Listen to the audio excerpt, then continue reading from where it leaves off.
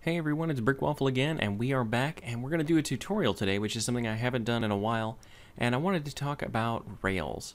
So I had some requests to do some redstone tutorials, and one of the requests was from somebody who's playing on Xbox and doesn't have slime blocks, poor guy. But what I wanted to play with today is rail systems that would allow you to automatically go into the Nether or the End while riding in a minecart. Now, if you've been playing Minecraft for a while, you probably know that that's normally not possible because the minecart, while you're in it, doesn't go through. So what both of these systems do is they break the minecart, which sends it through, and then drops you into the portal. So let me give myself a couple of minecarts here, and I'll show you how these work, and then I'll show you how to build them as well. So you put yourself in a minecart here, you press the button, right up into this, pop right into the Nether. I'm in creative mode, so it goes through instantly, but even in non-creative mode, it just drops you in there, and it takes you an extra second to get back. But that way, the minecart breaks as soon as it hits the cactus, and that leaves you in the Nether portal. So let me turn the sound down just a little bit here. Let's just turn it down like that. I think that'll be okay. And we'll put ourselves into game mode 0, and you can see we'll actually pick up the minecart as well. So we'll pop. We'll take a half a heart of damage, but we'll still go into the Nether and pick up the minecart on the other side. So that works pretty well. You can imagine that you could do the similar thing over on the Nether side. And what that will, you cannot continue a rail through. That's the one downside.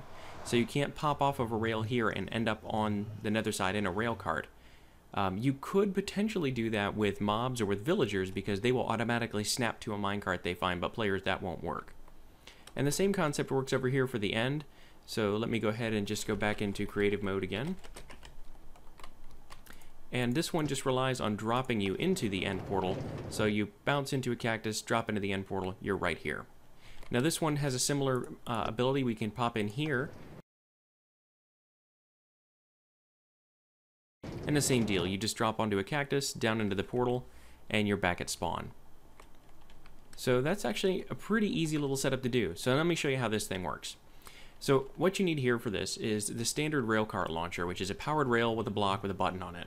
And as soon as you hit that and you power it, that's going to send your railcart along.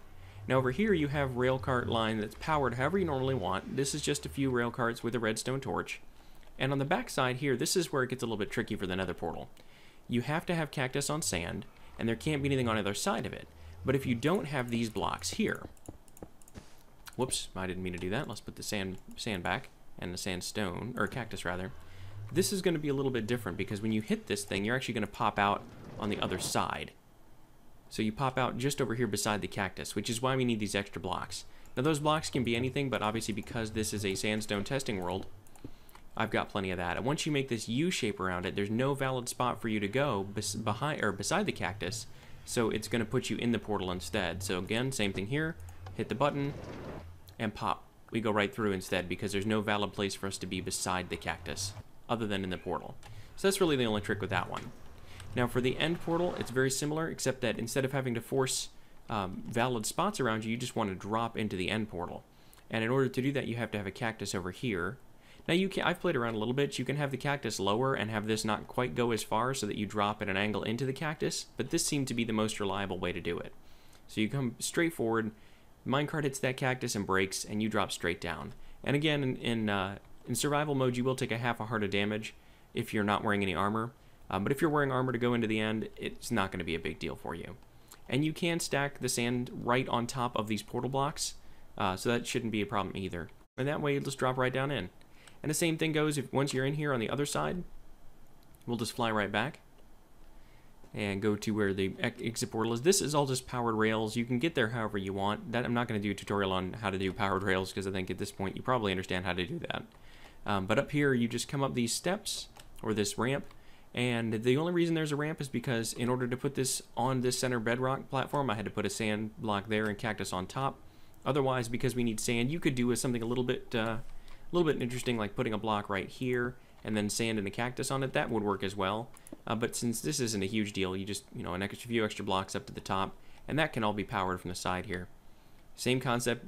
Minecart comes in, hits the cactus, that breaks the minecart, and you and the minecart both fall through.